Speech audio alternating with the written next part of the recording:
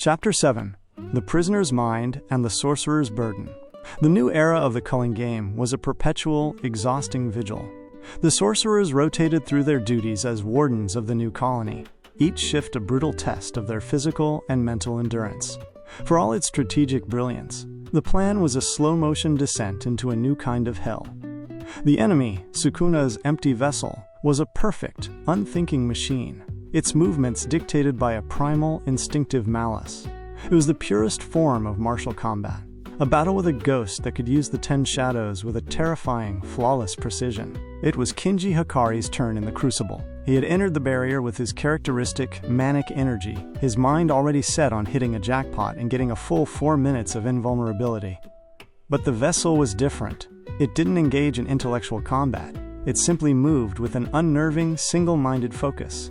It deployed the 10 shadows Shikigami with a cold, strategic efficiency. The divine dog, Nue, and even a partially formed Mahoraga were used not as living weapons, but as tools for a brutal, relentless onslaught.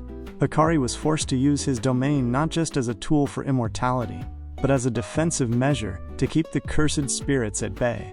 The constant pressure, the endless cycle of damage and regeneration, began to wear on him. It was a kind of psychological torture, a fight without a victory, a war without a single point of surrender. Outside the barrier, the atmosphere was just as tense. The sorcerers were a family, but they were also a group of individuals carrying an impossible burden. They had saved Megumi, but in doing so, they had condemned themselves to a life of endless vigilance. The stress was palpable. Discussions about tactics often devolved into arguments about the morality of their actions. Had they truly saved Megumi, or had they simply condemned him to a living death? Yuji, a ghost haunting the medical bay, was the living embodiment of their collective guilt and hope. He spent his days in silence, his hand hovering over the shimmering light of Megumi's soul. He had not only pulled his friend's consciousness out of the abyss, but he had also brought with him a fragment of Sukuna's dark essence. He saw things he shouldn't see, felt things he shouldn't feel. In his dreams, he was a king on a throne of bones, and the world was his to burn.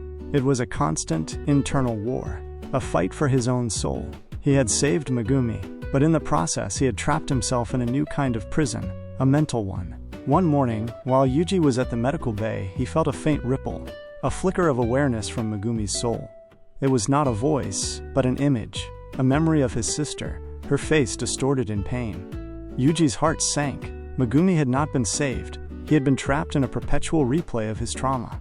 The soul-swapping technique had saved his life, but it had also locked his consciousness in a state of eternal suffering. Later that day, Yuji confronted the other sorcerers. "We have to do something," he said, his voice trembling with a mixture of anger and despair. "He's not healing, he's suffering. We have to go back in there and find a way to get him out completely. We have to finish this." Yuta, his face grim, placed a hand on his shoulder. "Yuji, we can't. Not yet. We don't have a plan.